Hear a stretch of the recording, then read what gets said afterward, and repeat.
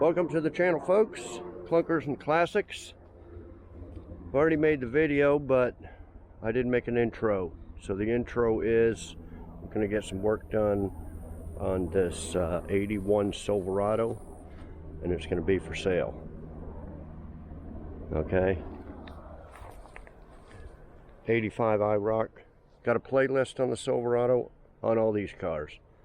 On the Silverado, if you want to look through it, the 85 IROC-Z, sell it as is, runs and drives and everything. Look at the playlist.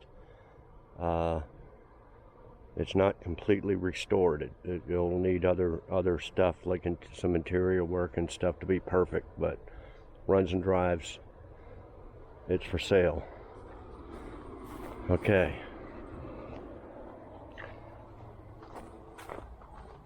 '78 Hot Rod Nova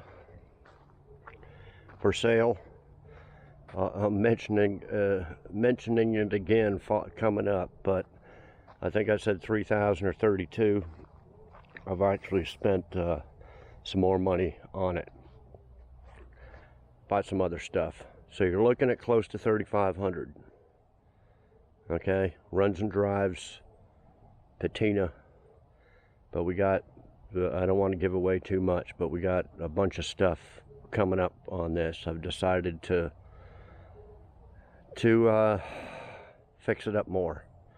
Okay, but if you want it right now, before I get all that done, close to 35, 34, somewhere around there, and I can keep the stuff I bought for it for another car if I don't put it on. But you gotta get a hold of me pretty quick. This van I keep forgetting about. Playlist on it, 2,500. No title. No title on this one. No title on that one. I can get titles for 500 extra, but it'd be best to do it in your state. Get a bonded mechanics lien type stuff, type loan on it. They're not stolen or nothing. Give you a bill of sale. Okay, so those are the 4 cars for sale right at this moment. Okay, well, here's the video. I'll be back. Okay, guys. Now, the Silverado here, it runs and drives good, but at idle, in gear, it makes steering wheel shake. There's some little shaking going on, and it's not the carburetor. That's a new Chinesium carburetor. It had a Edelbrock one on there before that. When I put it on another car, it run perfect. So it's not the carburetor. So it's got new plugs, new wires, new distributor cap. So it's none of them. So I had ordered a $50 new Chinese distributor for the '78 Nova, and I just went ahead and ordered 2 because we're going to try it out on this Silverado. So here it is here. No, I didn't even, oh yeah, I did open it. Okay. Comes with everything. Plug and play. Just plug her in and go. Had good luck with them.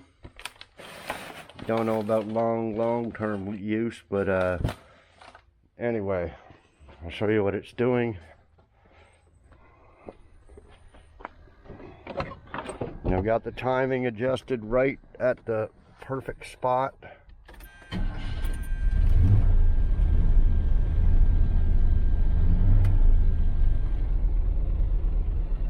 See the steering wheel shake?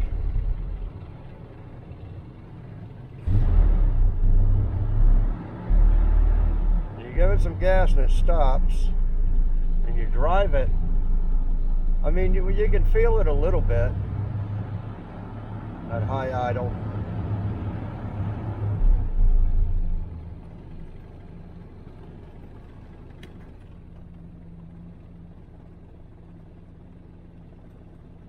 See the glove box shaking. Glove box about to fall off anyway. That little plastic deal. I mean, it's not bad, but I'm gonna try to sell this.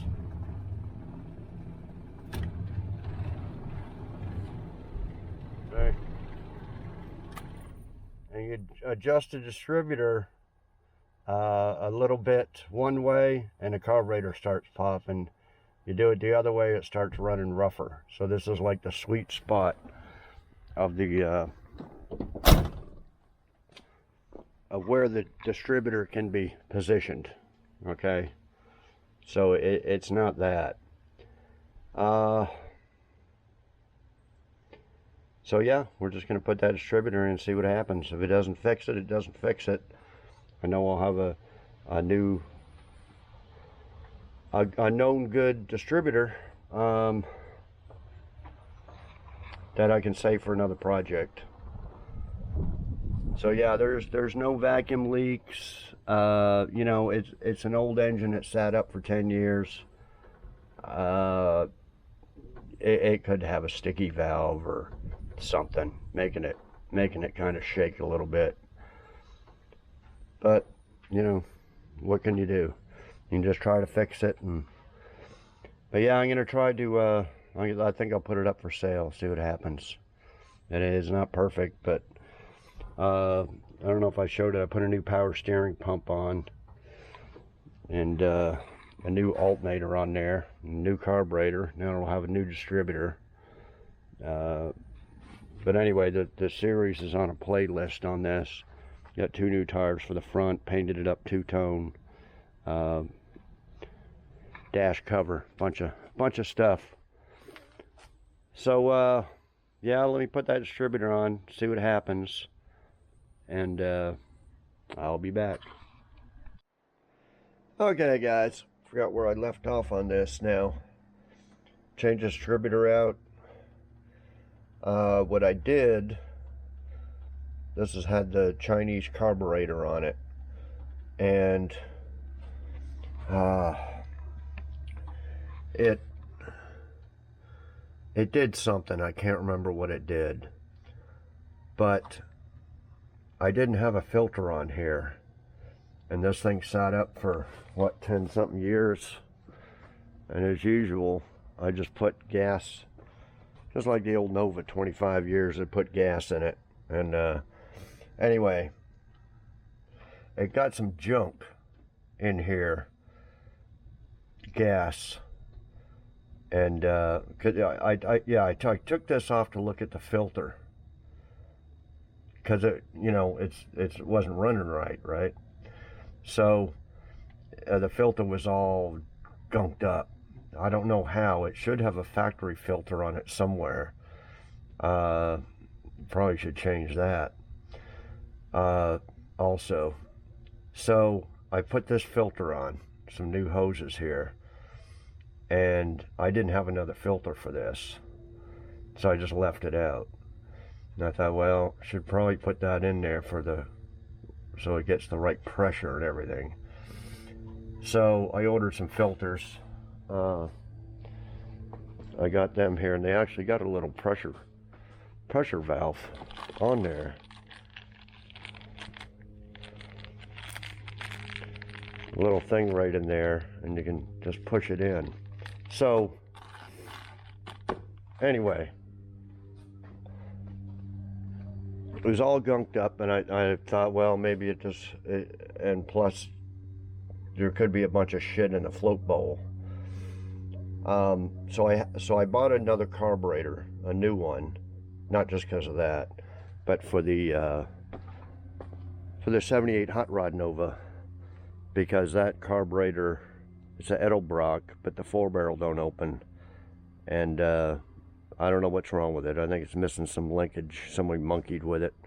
So I bought another carburetor that I might use for that, because that carburetor that's on it right now, it starts up and idles just great. It's just the 4-barrel secondaries won't open up. So I bought another one just in case. So what I did was I put the new one on here,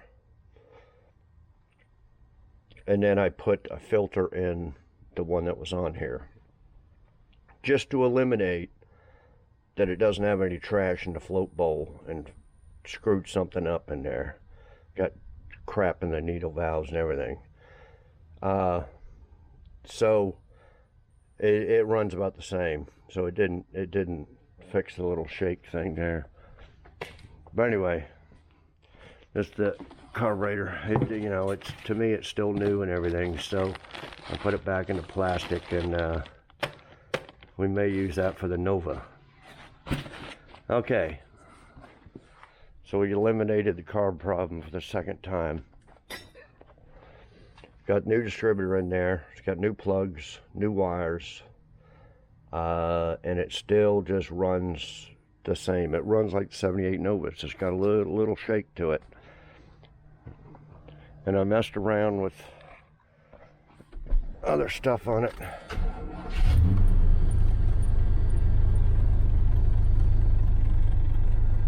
See, it's got a shake,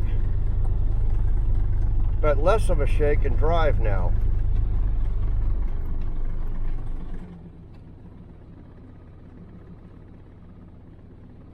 Well, maybe not.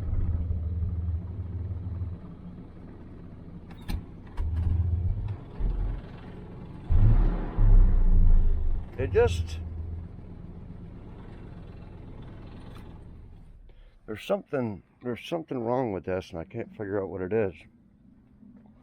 It almost feels like a timing, but adjusted the timing every which way is the best it'll run. I had this creates more vacuum than this one does. But it acts kind of weird if I put it on this high vacuum, which it was on. It kind of goes high and low a little bit. It does that on both distributors. So anyway, I put it on this one. So there's something that's not quite right with it. It's like the 78 Nova. There's something, but it's so minor that, you know, it runs fine, it drives fine. It's just that it's not perfect. That's basically it. Okay, then it still had a transmission leak.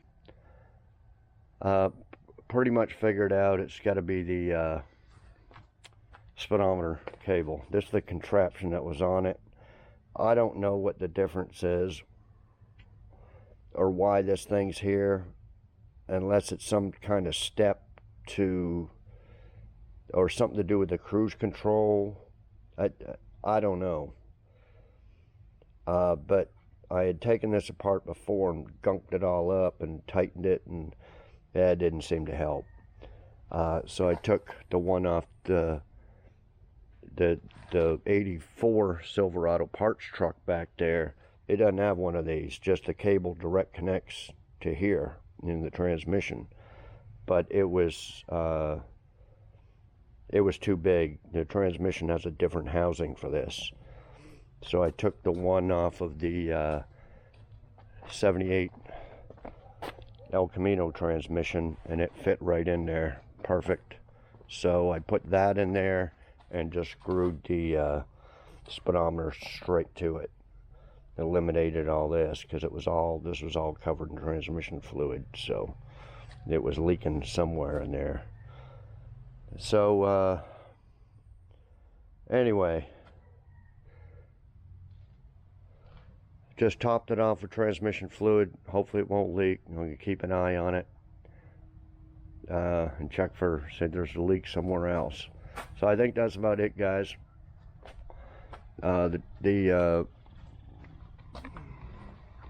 This is for the cruise control, but I didn't hook it up. That goes back there somewhere, and the cable comes up. I'm not going to hook it up. I don't think the cruise control works anyway. I'm not sure. Can't remember, but. And then this is open too. This might have something to do with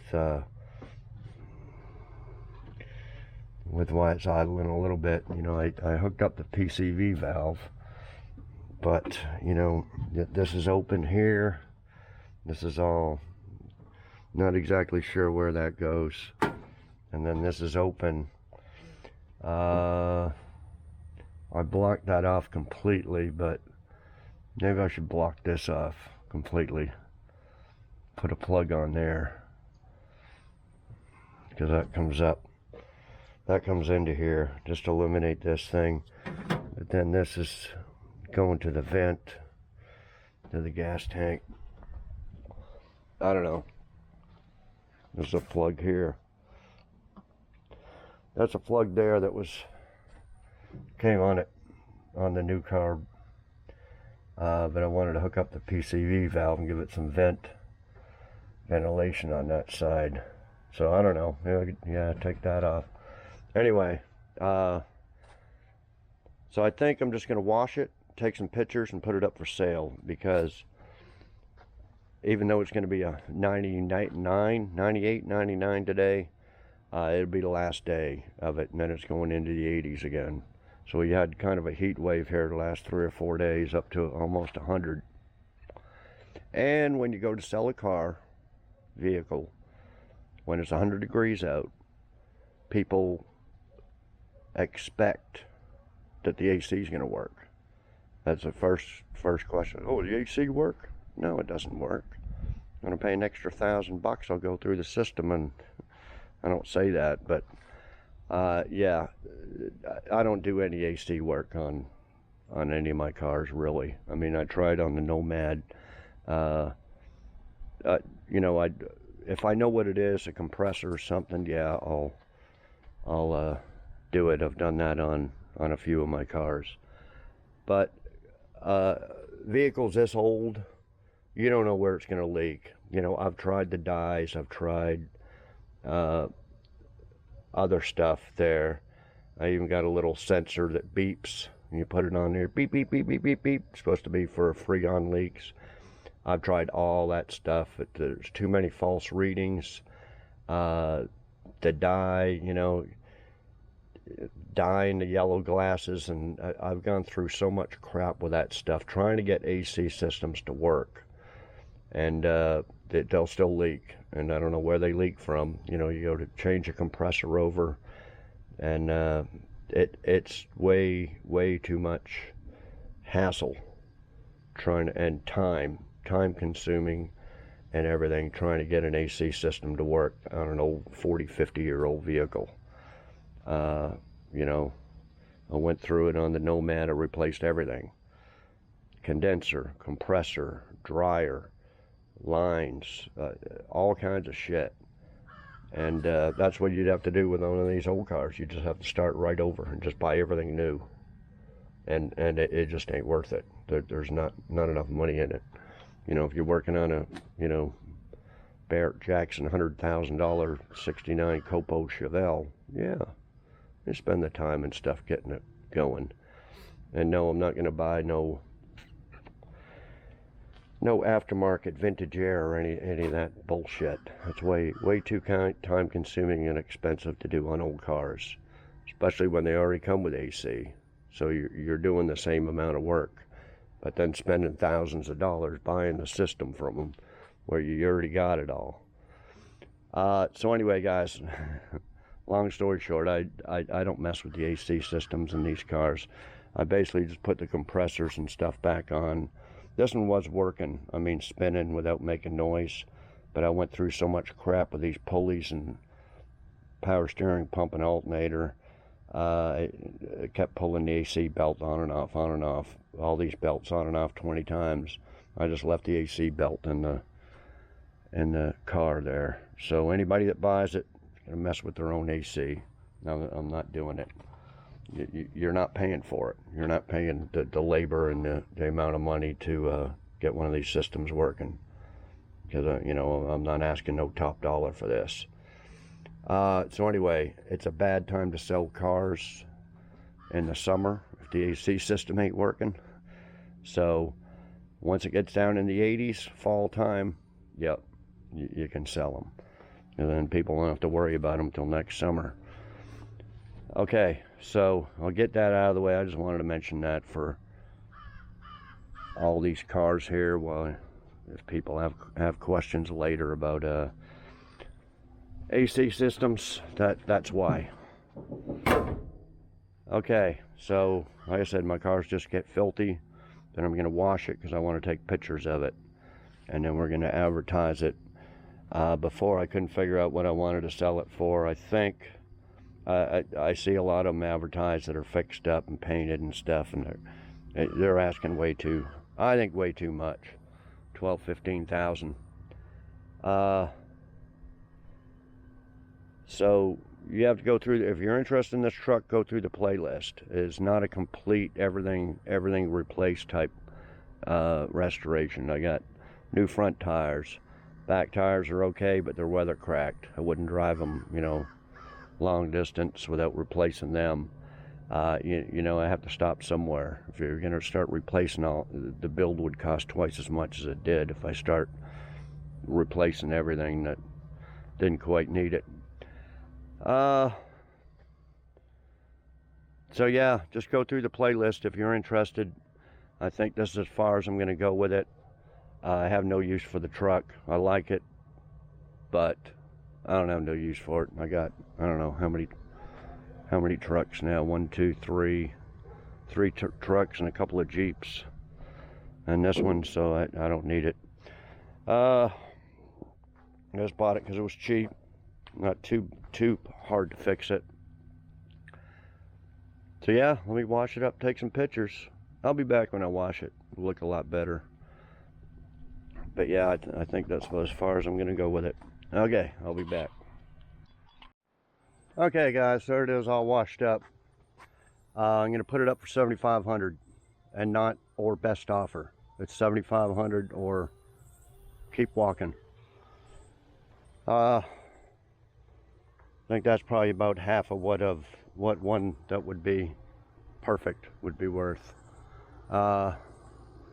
I rinsed this one off. I didn't use soap. I just rinsed it off. Doesn't look too bad because I rinsed it off there the other day. I'm going to put a battery back in it, go over my list. But again, this ain't perfect, but it should run and drive good. But you know, it's got the, I got the playlist and go through it. A lot of new stuff on it, but interior's far from perfect. And but it's pretty close to being pretty nice. Anyway, I'm gonna put this one up for sale.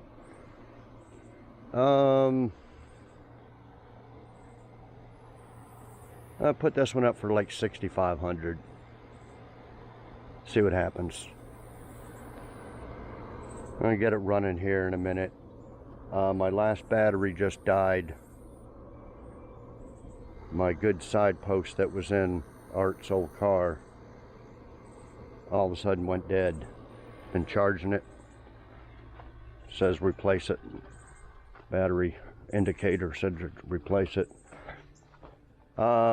Again on the Nova, $3,000 as is, but I just ordered about 200 bucks worth of parts. I ordered door weather stripping, lock set because I wanted a lock for the trunk. Tired of screwing around with a screwdriver. A bunch of little stuff. Not everything this car could use, but just, I don't know, 200 bucks worth of shit. So probably 3,200. And I'll do the taillights. For right now, it may change. I may keep working on it and paint it and all that stuff, but it's not looking good that I'll get that far. Okay, those three for now. I'll be back. Okay, what else also is up for sale? This 1978 Aspen RT. It's a real RT. Was a 318 automatic. No drivetrain in it. Bought it like this. Bought a pair of them identical. Fixed one of them up a few years ago. Painted it black. This one, didn't really use it as a parts car. Was going to, but I got two more that I use parts off of. It needs complete restoration. Needs just about everything. Does have a set of 4 rally rims. Buckets, console that are in there. Just needs just about everything. Body work, paint, interior, drivetrain. Got a title. She's a little rusty. I think it's from Kansas, I believe. I got a bunch of extra parts. This is even open.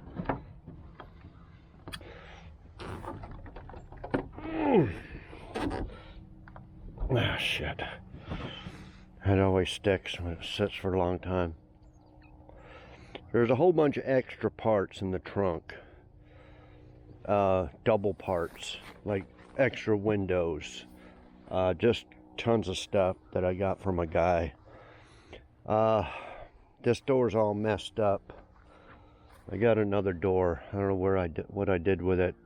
I got another white door, and this door's stuck open because the hinge is a little rusty or something. I didn't want to bend nothing.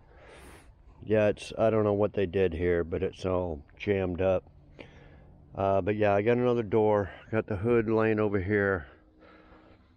Pretty much all the parts to put it together. 1,500 bucks. I've had it for sale for a couple years now. No real takers, just people offer me 500, and I tell you the truth, I'd just soon take it to a crusher and have it crushed than sell it for 500.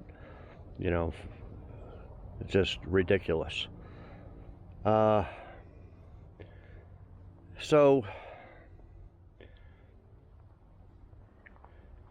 this one here is a 76. Supposed to have a good slant 6 in it. That's the hood for the Aspen. It's supposed to, it was on here, but a storm blew it off. I was trying to protect it. I don't know if it's any good anymore. I never did hear it run. The carburetor was off, laying on the dash. Slant 6, automatic. You could put that in there just to make it a driver. 500 for this one. It's a parts car. You can't put it back together. It's too cut up. Cut off quarter panels for patches and everything. That's 80, 87, 85, something like that. 5th Avenue. It's got a 318 automatic. It runs, but it needs to be rebuilt. It's got no power. It smokes. Probably robbed some parts off of it, starter, some stuff. I cut all the floorboards out for the one I rebuilt. That's why I didn't have to cut up the other one. The other one, I don't know how good the floors are. I haven't been underneath there. I haven't taken the carpet out or nothing to look. But my other one was rusty. Those are probably rusty too. So, had a good rear end engine transmission, like I said. Transmission works good, but the engine would have to be rebuilt. So 500 for this car. Again, it can't be rebuilt because it's all, but I got titles to all 3 of them. But these 2 are parts cars. If you want something to rebuild this one with, if you want a drivetrain, there you go. If you already got a drivetrain, then you don't need the parts cars, really. But you can take parts off of these that you need for this. I've also got some other extra parts for this. I think I got an extra rear bumper, miscellaneous stuff that can all go with this. So yeah, 1,500 bucks with a title for a real RT, you know, muscle car for 78. Yeah, it's for sale. Okay, be back. Okay guys, I think that'll wrap up the video. Those are the only 4 vehicles for sale right now. Okay, 2,500, close to 3,500. IROC-Z 6500 and the 81 Silverado 7500. So my email is clunkersandclassics@gmail.com. It's in the description also. So either leave a comment, I'll read all the comments, or send me an email and let me know. And no rush to sell them. I don't care to sell them, don't need the money, that type of thing. But if you want them, there they are. Texas rust-free cars, basically. They're not rotted out northern cars with rotted frames and undercarriages and unibodies and stuff like that. So if you're up north, they're a gem to find. I mean, you won't find them up north. But for you to bring it up north, yeah, you could probably, double your money. People keep commenting, oh, that truck's worth 15, that IROC's worth 10, this van's worth 5. Well, buy them, bring them up there and resell them if you don't want to keep them. So I think that'll wrap it up, guys. Yeah, I think that'll do it. So subscribe if you haven't.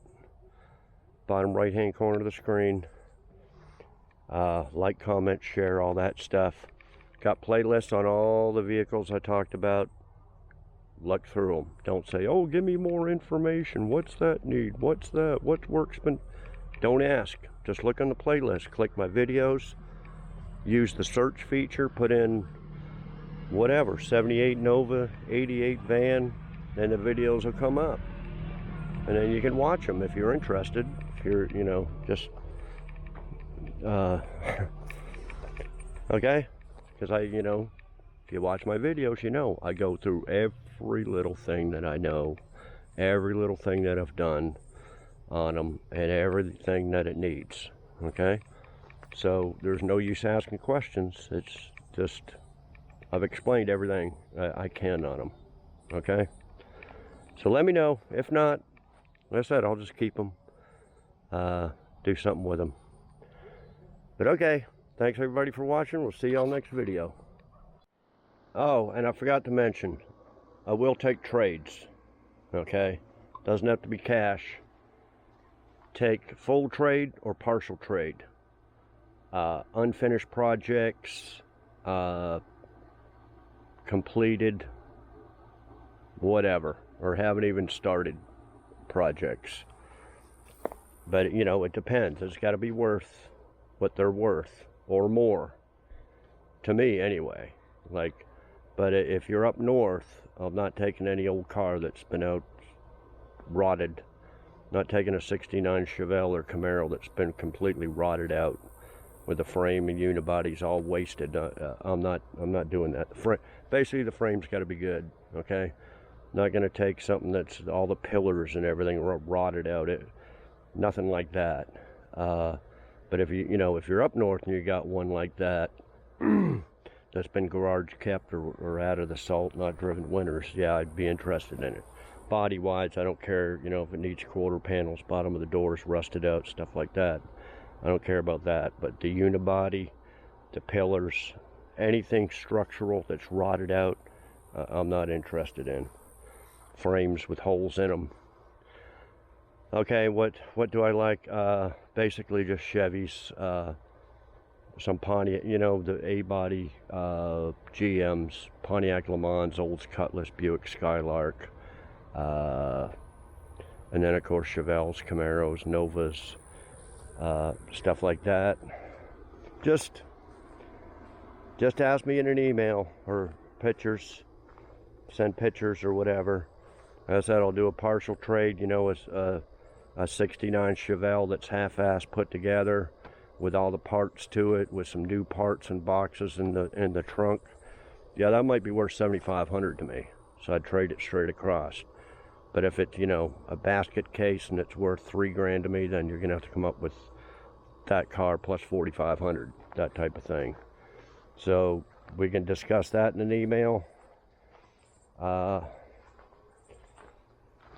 Yeah.